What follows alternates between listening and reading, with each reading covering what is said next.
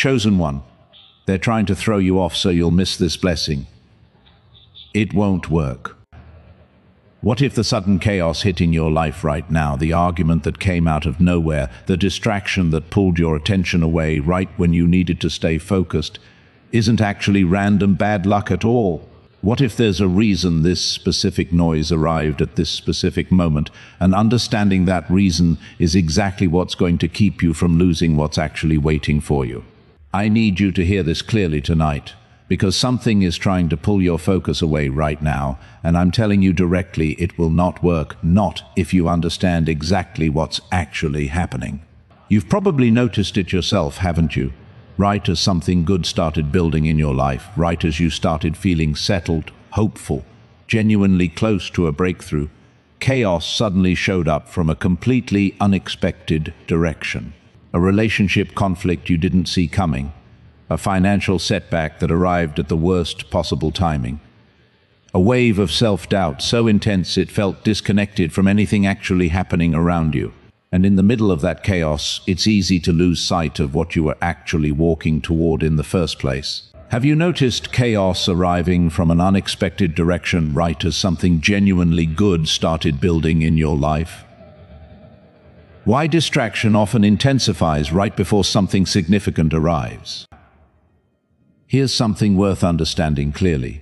Distraction and chaos tend to intensify specifically right before something significant is about to unfold, not because you're doing anything wrong, but because whatever's opposing your progress senses exactly how close you are and works hardest precisely at the moment it stands to lose the most ground.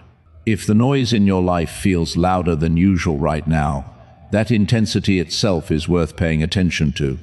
Has the chaos or distraction in your life felt more intense recently than it has in previous seasons, right as you've been approaching something significant? Why this isn't about paranoia, it's about recognizing a pattern. Here's something important worth clarifying immediately. Recognizing that opposition tends to intensify before breakthrough doesn't mean treating every difficulty as a personal attack, becoming paranoid or suspicious of ordinary life's normal challenges.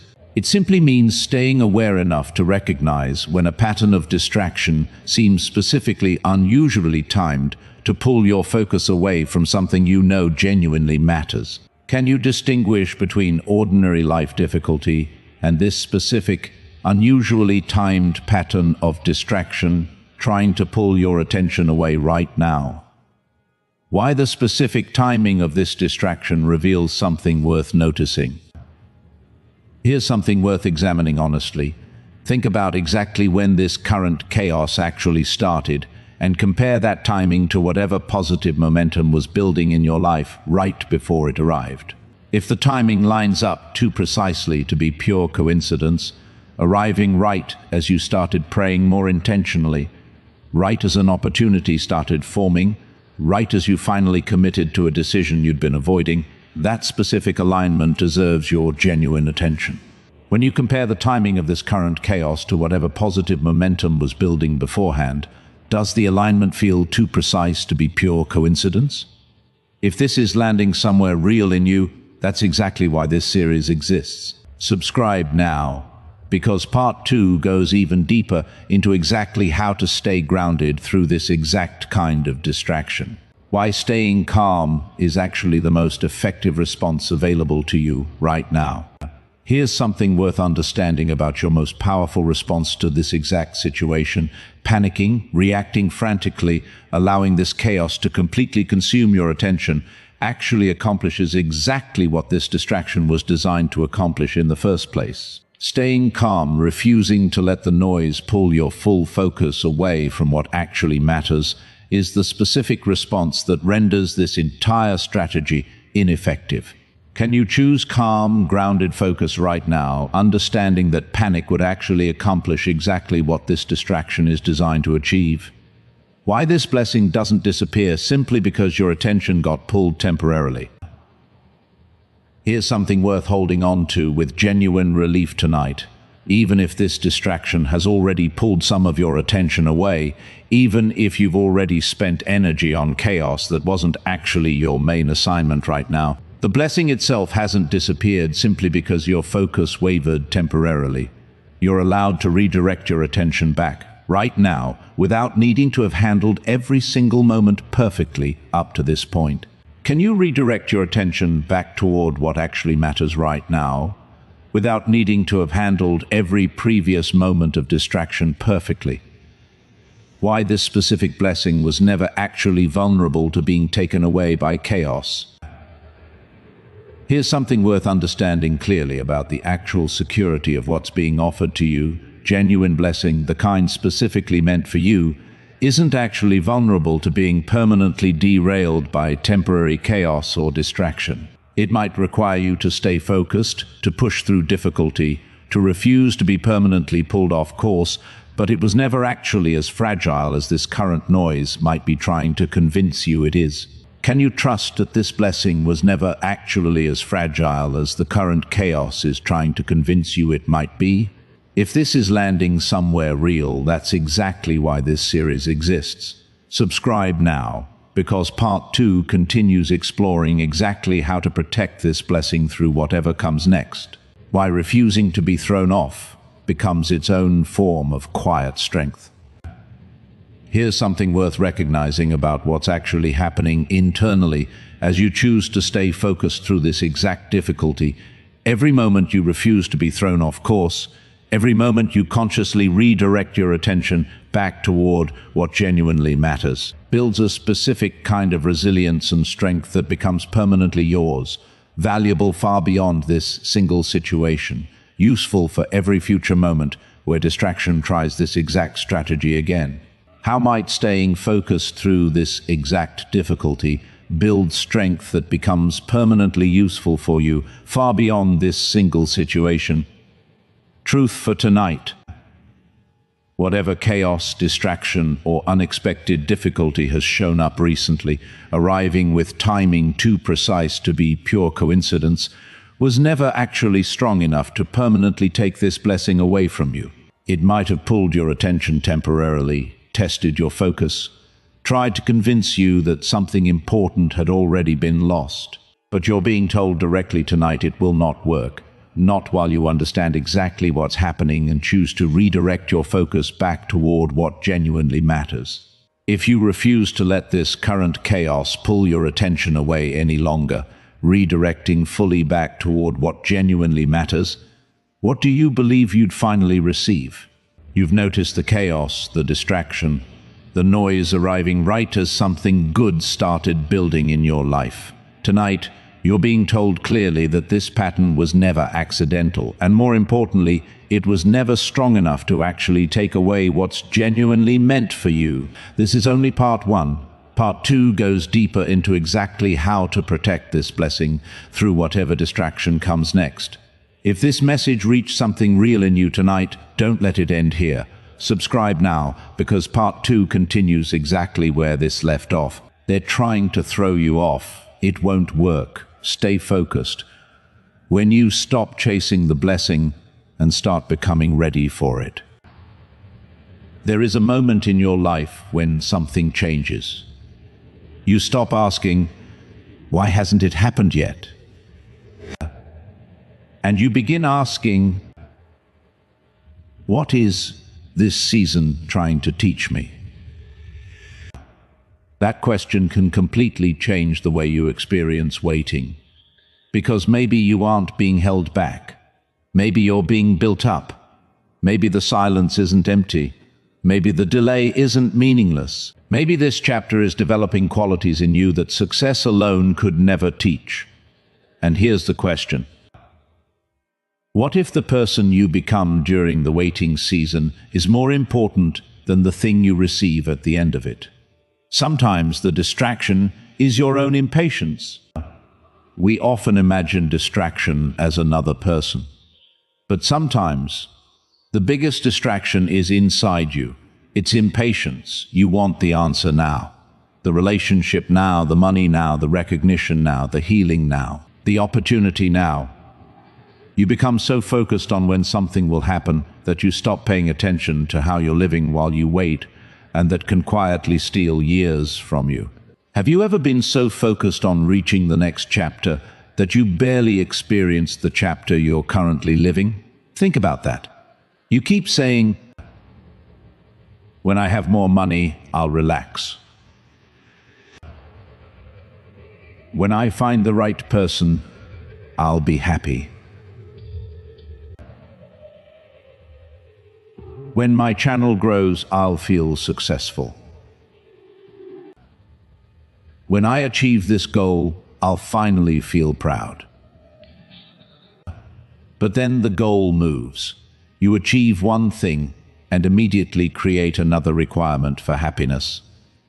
What if you've been postponing your life while waiting for circumstances to become perfect?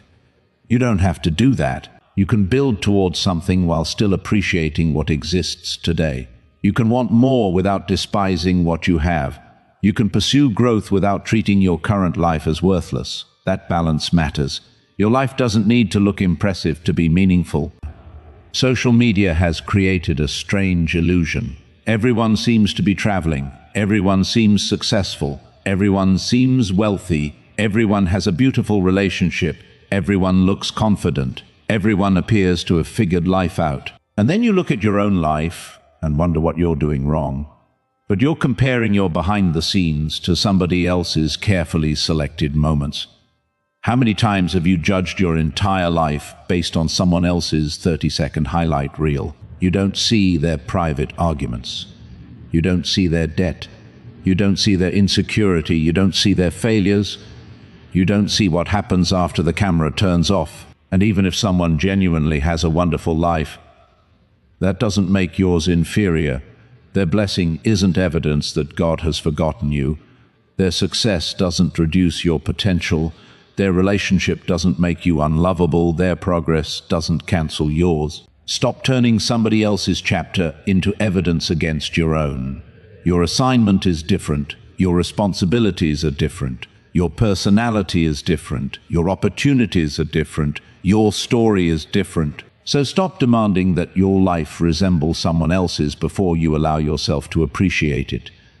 You don't need to know who is against you. I want to challenge something.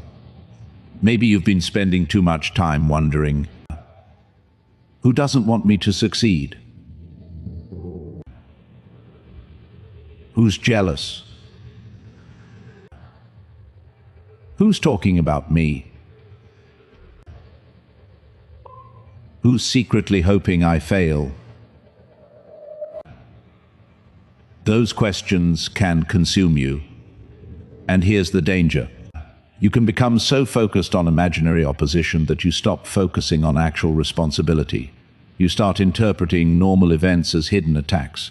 Someone doesn't answer your message, they're against me. Someone disagrees, they're jealous. Someone gives feedback, they want to see me fail. Someone succeeds, they're competing with me. What if not everything is about you? That's actually a freeing thought. People are busy living their own lives. Not every silence is rejection. Not every disagreement is hatred.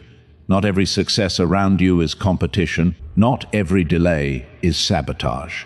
Discernment means recognizing genuine problems without creating unnecessary ones. You don't need to walk through life looking for enemies. You need to walk through life looking for wisdom.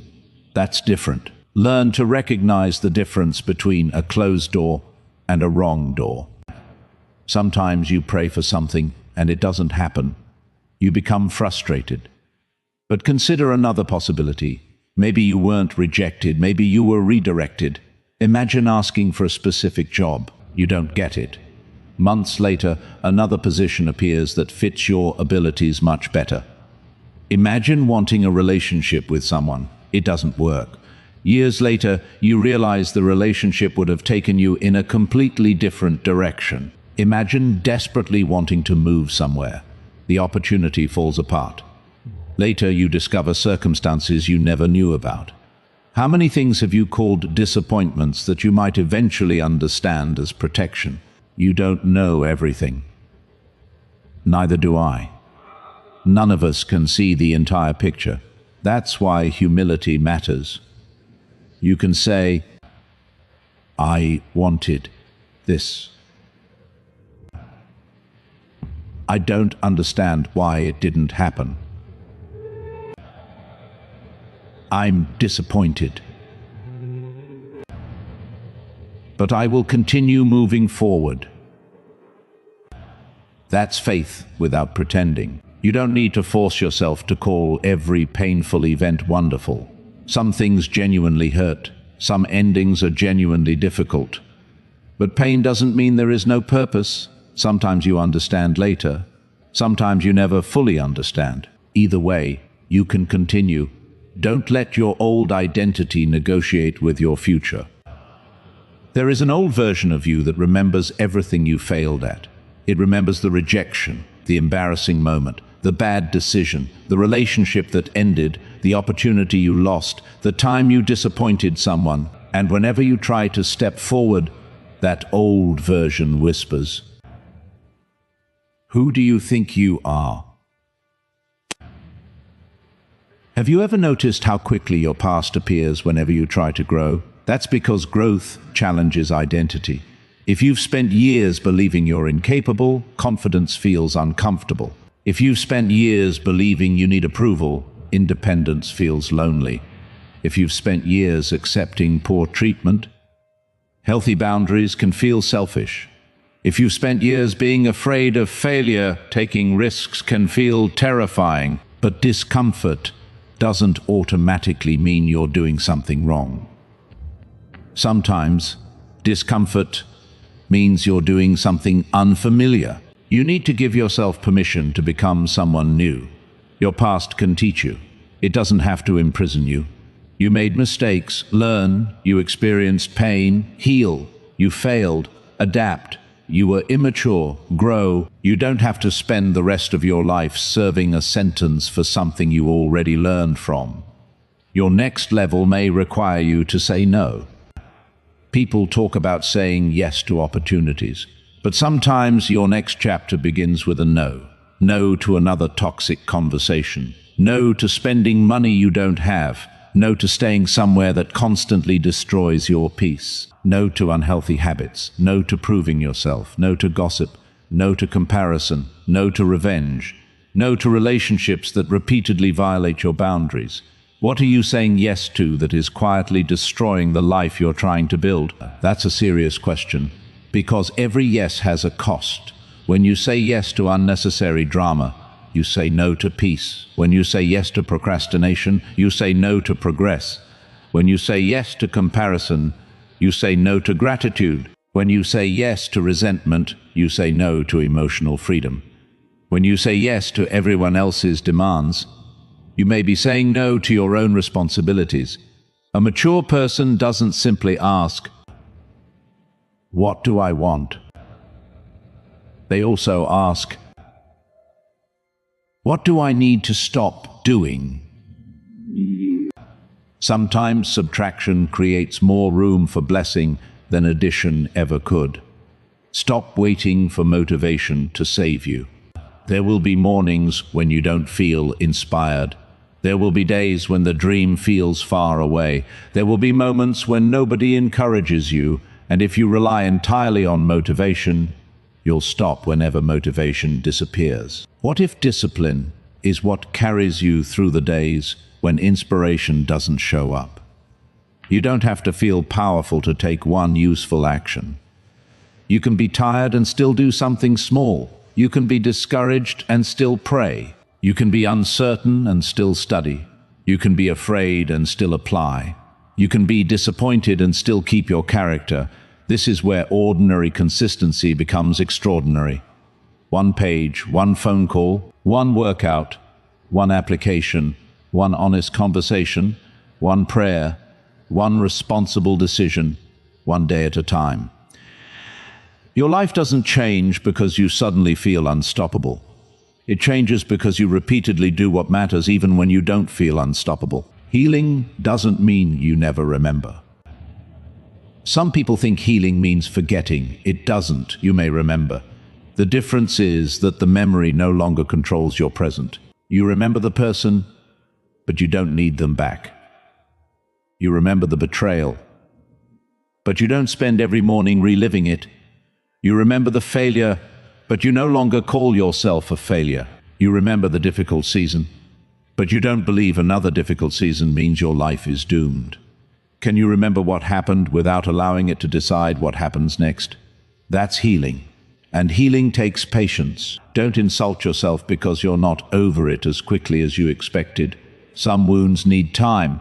Some patterns require repeated practice to change. Give yourself room. But don't confuse patience with staying stuck. Healing still requires movement. You may need to forgive. You may need counseling or wise support. You may need to establish boundaries. You may need to change your environment. You may need to stop reopening the wound. You may need to stop checking on someone you claim you're trying to forget. Healing is not passive. It's a direction. Don't make your future pay for someone else's mistake. This is one of the saddest things people do. Someone hurts them, and then they punish everyone who comes afterward. Someone betrays them, and they trust nobody.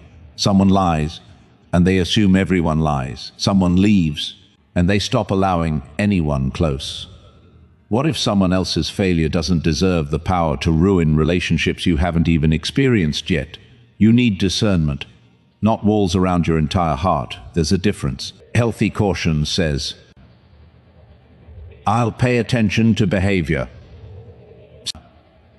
Fear says, everyone will hurt me. Healthy boundaries say, I'll move slowly. Fear says, I'll never trust anyone. Wisdom says, I'll learn from the past. Bitterness says, I'll punish the future for what the past did. Don't do that. You deserve relationships built on truth, respect, consistency, and mutual responsibility. Don't reject healthy people because unhealthy people once hurt you. Let experience make you wiser, not colder. Your blessing may require you to learn how to receive.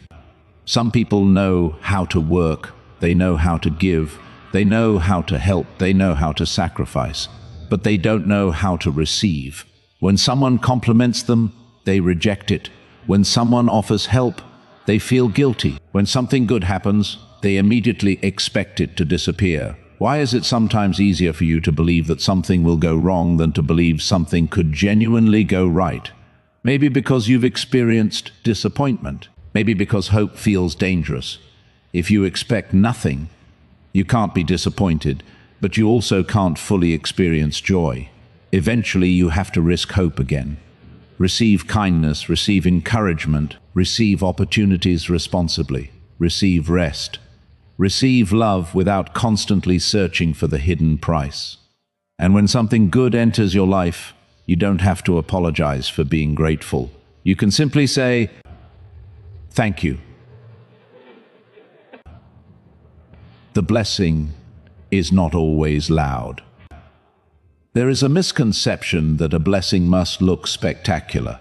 But sometimes the blessing is waking up without the anxiety that used to control you. Sometimes it's being able to say no. Sometimes it's finally paying off a small debt. Sometimes it's sleeping peacefully. Sometimes it's reconciling with someone. Sometimes it's having enough wisdom not to repeat an old mistake. Sometimes it's realizing you don't need revenge anymore. Sometimes it's finding a community where you can be honest. Sometimes it's having the courage to start again. What if you're waiting for a dramatic miracle while overlooking the quiet evidence that your life is already changing? Pay attention. Your growth may be subtle. Don't dismiss it because it isn't cinematic. A person who once couldn't say no now says no. A person who once couldn't forgive now releases resentment. A person who once feared failure now tries again. A person who once chased approval now chooses peace. That's transformation. When you stop fighting the wrong battle. Maybe you've spent enough time fighting people.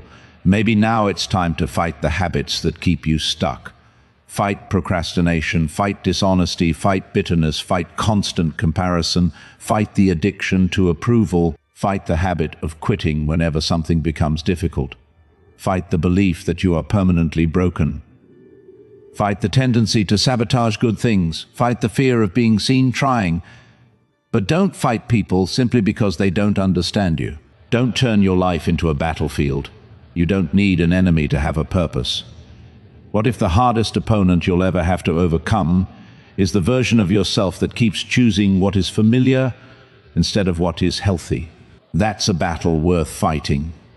And you don't win it in one day. You win it through repeated choices. A quiet message for you. Maybe nobody told you this recently, but you're allowed to begin again. You don't need permission. You don't need a perfect past. You don't need everyone cheering. You don't need to know exactly how it will end. You can begin with what you have. You can learn as you go. You can become healthier. You can rebuild trust. You can repair your finances. You can strengthen your relationship with God. You can change your habits. You can become more disciplined. You can forgive yourself. You can create a different future. What would you attempt if you truly believed that your past didn't have the final word? Think about it. Then take one small step. Not tomorrow, not someday, today. Protect what you're building. Before this message ends, I want you to make yourself a promise. You will stop giving every distraction the same level of importance. You will stop allowing strangers to determine your self-worth. You will stop turning every delay into a disaster. You will stop interpreting every disagreement as an attack. You will stop sacrificing your peace to prove a point. You will stop punishing your future because of your past. And you will start protecting your attention, your time, your mind, your body, your relationships, your faith, your purpose, your character, because those things are building your future every single day. And when the opportunity comes, I don't want you frantic. I don't want you desperate. I don't want you trying to prove something. I want you ready, calm, wise, humble, focused, grounded, able to say yes without desperation and no without guilt. If you want to change your life, subscribe to this channel and keep walking with us. But remember, don't make watching another message your substitute for living. Take what helps, apply it, make one decision differently, then make another. That's where change begins. And when life gets loud again, remember your question. Does this deserve my attention? If it doesn't, let it go. Because you have something more important to do. You have a life to build. And no distraction deserves to become more important than that.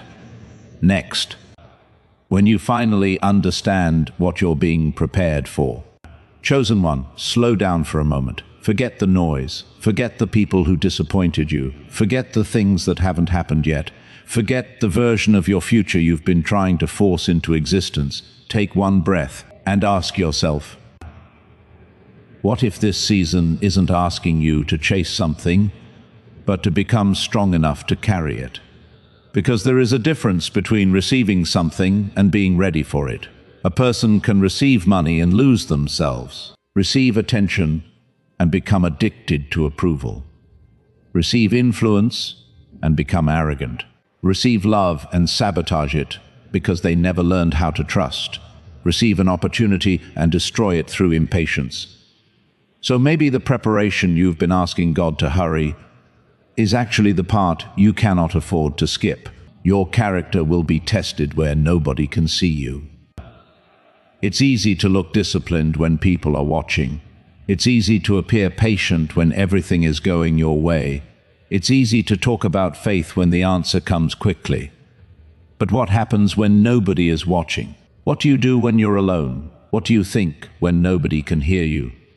How do you treat someone who cannot benefit you? How do you behave when you're disappointed?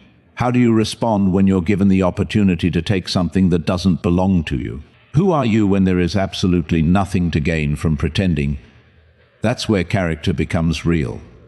Because your future won't only depend on your talent, It will depend on what you do with your talent. It won't only depend on opportunity, it will depend on how you behave when opportunity arrives. It won't only depend on money.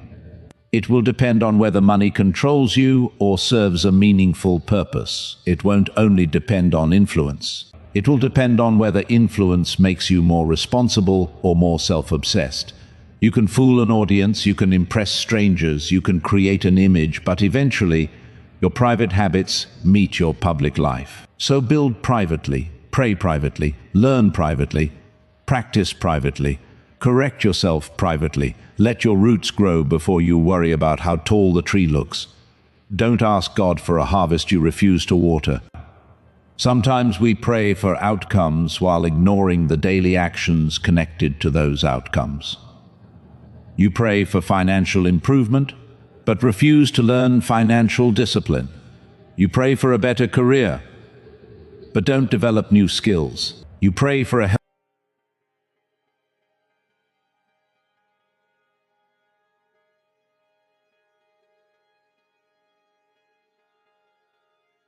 healthy relationship, but refuse to communicate honestly. You pray for peace, but constantly consume content that keeps you angry. You pray for confidence, but repeatedly speak to yourself with cruelty. What if part of the answer to your prayer is the responsibility you've been avoiding? That doesn't mean everything is in your control. It isn't. Life contains circumstances you cannot change, but there are things you can do. You can prepare. You can learn. You can apologize. You can save. You can work. You can rest. You can seek wise counsel. You can change your habits. You can take responsibility for your choices. Faith isn't an excuse to become passive. Faith can give you the courage to act without demanding certainty about the outcome. So don't just ask, when will my life change? Ask, what can I faithfully do today? That question puts your feet back on the ground. Sometimes God's answer is a change in you. You may have been praying for a person to change, for a situation to change, for your circumstances to change, for someone to finally understand you. But what if the first transformation happens inside you? Maybe you're becoming less reactive. Maybe you're becoming more patient. Maybe you're learning to communicate. Maybe you're finally setting boundaries. Maybe you're discovering that you don't need everyone's approval. Maybe you're learning to forgive without reopening old doors. What if your prayer is being answered differently than you imagined because you were asking for changed circumstances when you actually needed changed capacity? That's difficult to recognize. We want external evidence. We want something obvious. We want the dramatic moment. But inner transformation is often quiet. One day you realize, I would have reacted completely differently 6 months ago. That's growth. Don't overlook it. You don't need fireworks to prove you're changing. Sometimes the proof is simply that the old trigger doesn't control you anymore. Don't let your need to be understood destroy your peace. There is a deep human desire to be understood. You want people to know your intentions. You want them to know why you made certain choices. You want them to understand what you've survived. You want them to see the heart behind your actions. And when they don't, it hurts. But here's the uncomfortable truth. You can explain yourself perfectly and still be misunderstood. Because people interpret life through their own experiences. Someone who doesn't trust easily may interpret your confidence as arrogance. Someone who is insecure may interpret your boundaries as rejection. Someone who expects betrayal may interpret your independence as secrecy. Someone who doesn't understand your faith may interpret your convictions differently. You can't control every interpretation. How much peace have you sacrificed trying to control a story that belongs to somebody else's mind? Communicate when communication is necessary. Correct lies when correction is responsible. Apologize when you've caused harm. But after that, release the obsession. You are not required to manage everyone's perception of you. Sometimes peace means saying, "They don't understand me and I can live with that." The right opportunity won't require you to destroy yourself. Let's talk about opportunities.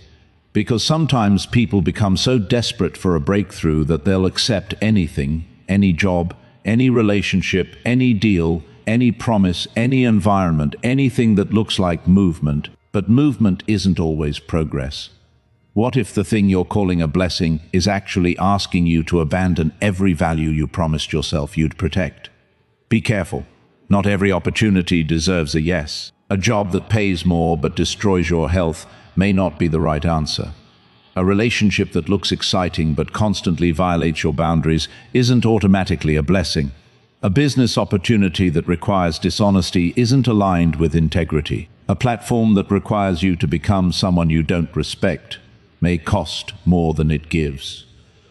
Learn to evaluate.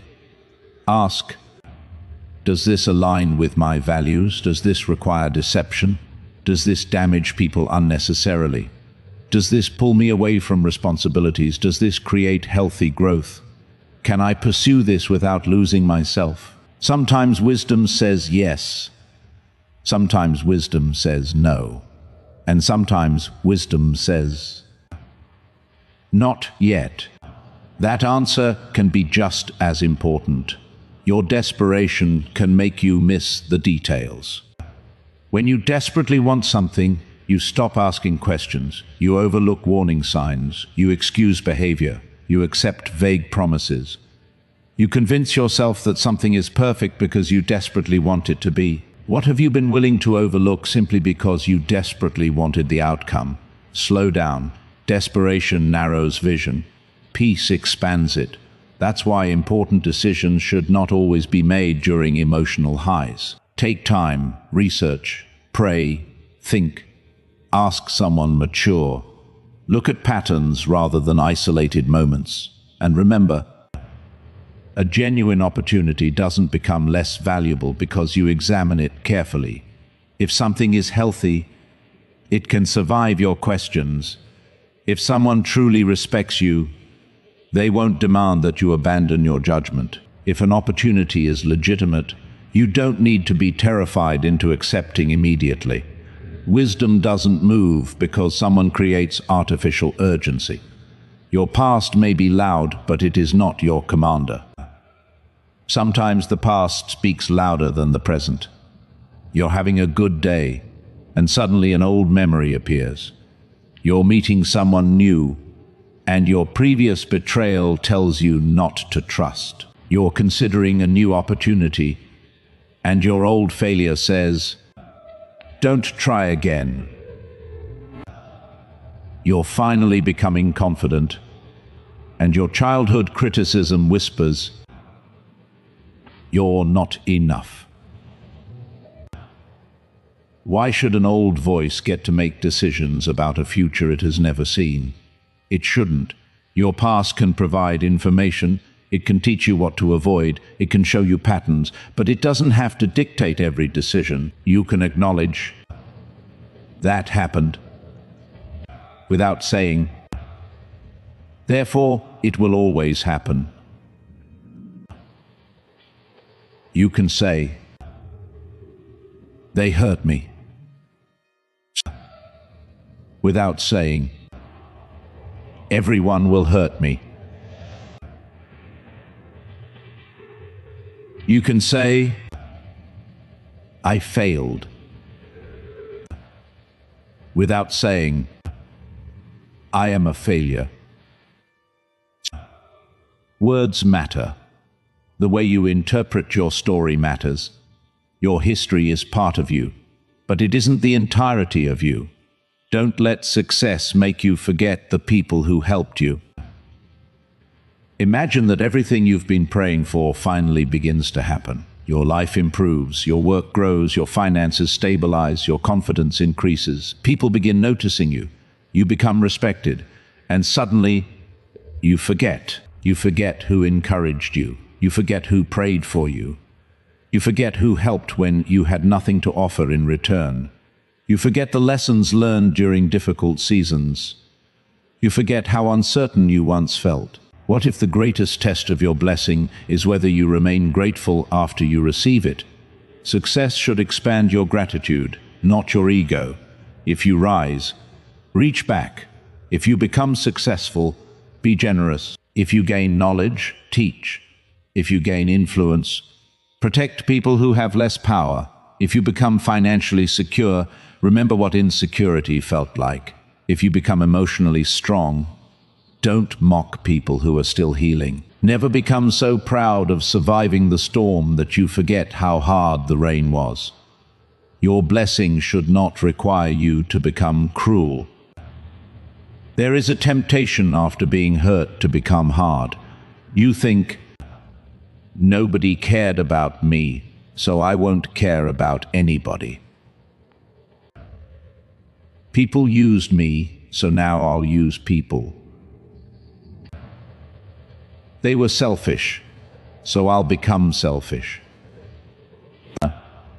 But why would someone else's bad behavior determine your character? Why would you allow someone who hurt you to decide the kind of person you become? Don't do that. You can become stronger without becoming cruel. You can become wiser without becoming suspicious of everyone. You can become independent without becoming emotionally unavailable. You can become confident without humiliating people. You can become successful without stepping on others. Jesus repeatedly emphasized love, mercy, humility, and service. Those aren't weaknesses. They require tremendous strength. Anyone can become bitter. It takes courage to remain compassionate after disappointment. That's the kind of strength worth developing. You don't have to rush what you want to last. Everything today feels fast. Fast relationships, fast money, fast fame, fast content, fast results, fast answers. But some of the most meaningful things in life cannot be rushed. Trust takes time, character takes time, healing takes time, wisdom takes time, a healthy relationship takes time, building something meaningful takes time. What if the slow process you're frustrated with is exactly what gives the result enough strength to last? Think about a house. You don't see the foundation after the walls are finished, but without the foundation, the visible structure becomes dangerous. Your foundation may be forming right now. Nobody applauds it, nobody sees it, but it matters. Don't despise slow progress. One disciplined day matters, one healthy decision matters, one honest conversation matters, one boundary matters, one prayer matters, one act of forgiveness matters. Small decisions accumulate. And eventually, people call the result overnight success. They didn't see the years underneath it. When you feel like God is silent, there may be moments when prayer feels like talking into an empty room. You ask, you wait, you listen, nothing seems obvious, and then doubt begins. Does God hear me? Did I do something wrong? Why isn't anything changing? I won't give you a simplistic answer. Some seasons are genuinely difficult. Faith doesn't remove every question, but silence doesn't automatically mean abandonment. Sometimes you don't have enough information to understand what is happening, and that's uncomfortable. Can you continue doing what is right even when you don't have immediate confirmation that everything will work out? That's where trust becomes real. If faith only existed when outcomes were predictable, it wouldn't require much faith. You can have questions, you can be disappointed, you can cry, you can tell God you're confused. You don't have to perform certainty, bring the real you. Then continue walking. The day you stop begging for a seat at the wrong table.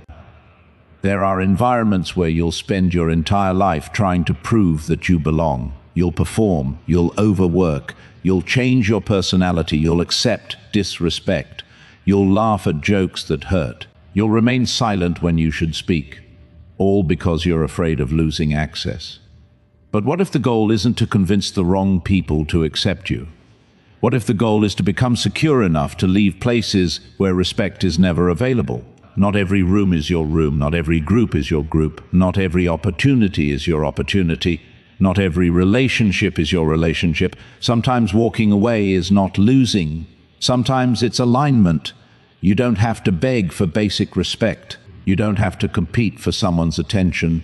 You don't have to audition for friendship. Healthy relationships contain mutuality. There is effort on both sides. There is respect. There is honesty. There is room to breathe. The blessing may arrive after you stop forcing it. This is one of life's strangest lessons. Sometimes the moment you stop chasing something desperately, you finally have enough clarity to see what you actually need.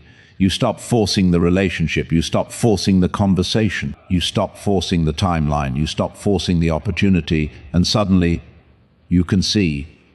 What if releasing your grip isn't giving up? What if it's finally allowing yourself to see clearly? There is a difference between surrender and quitting. Quitting says, I don't care anymore.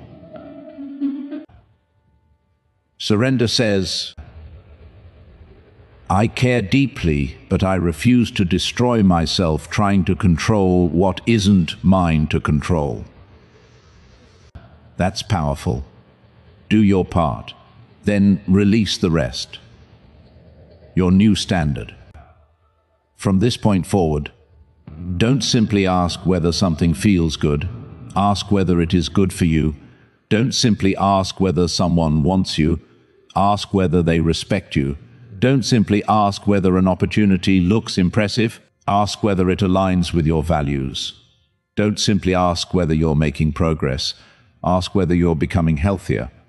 Don't simply ask whether people admire you.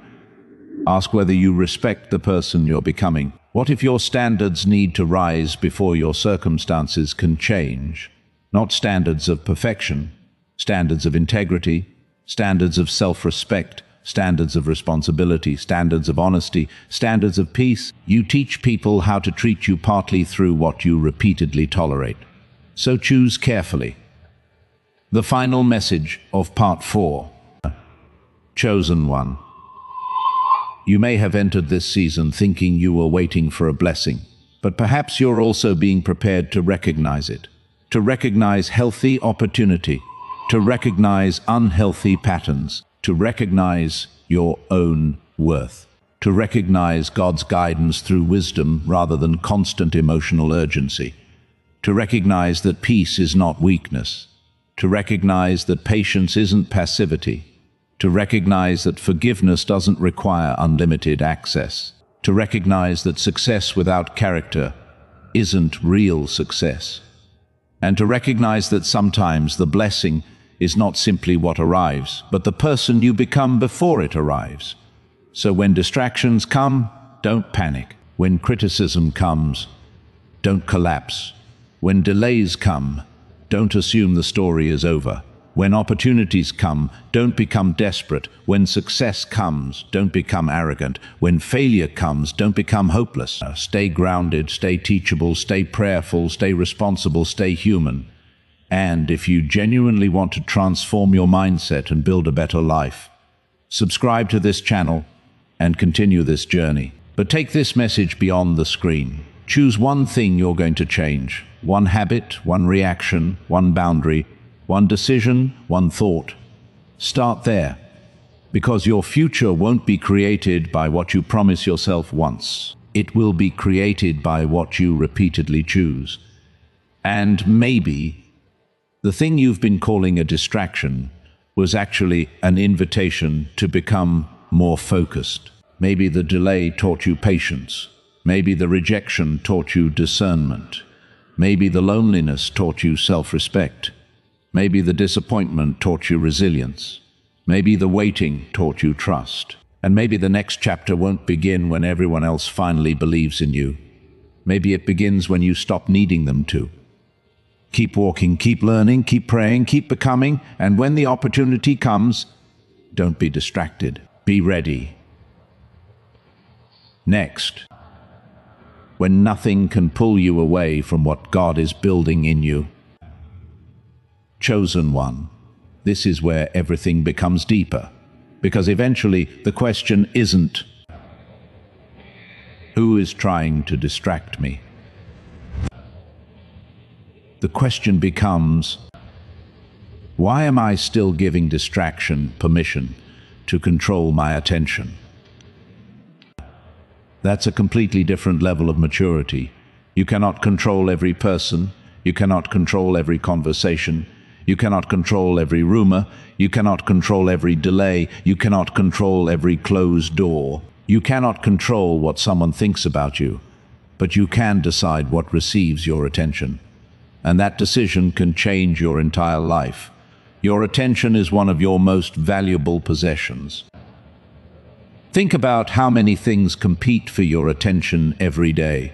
Notifications, arguments, news, social media, other people's opinions, family problems, financial worries, old memories, future fears, comparison, regret.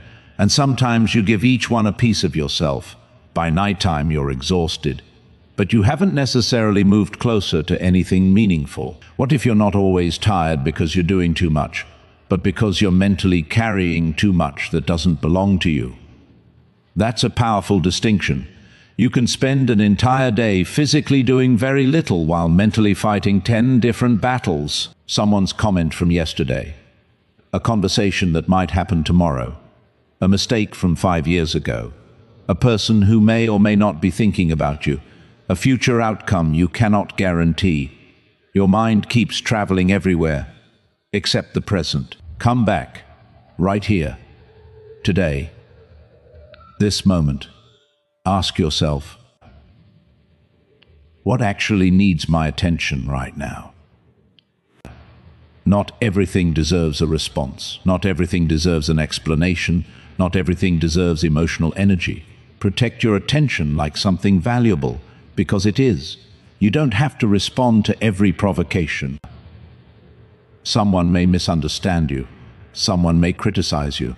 Someone may attempt to provoke you. Someone may make a sarcastic comment.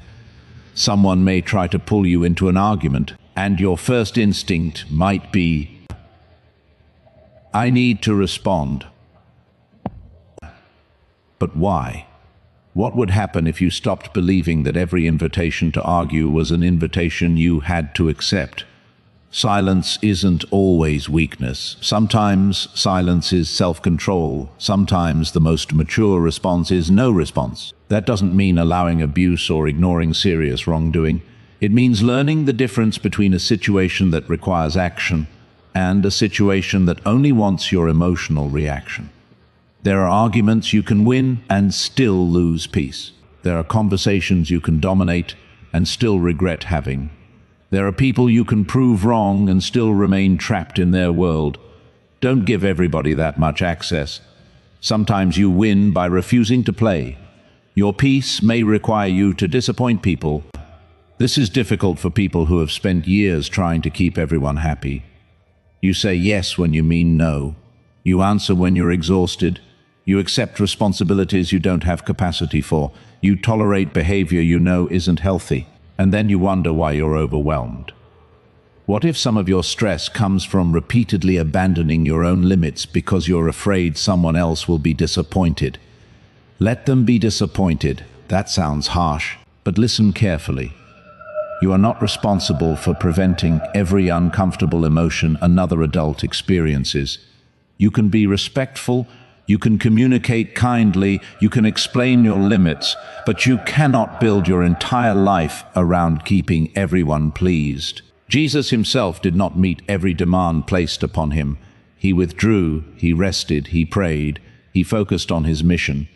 You need to understand that principle. A healthy life requires boundaries, and boundaries sometimes disappoint people. That's okay.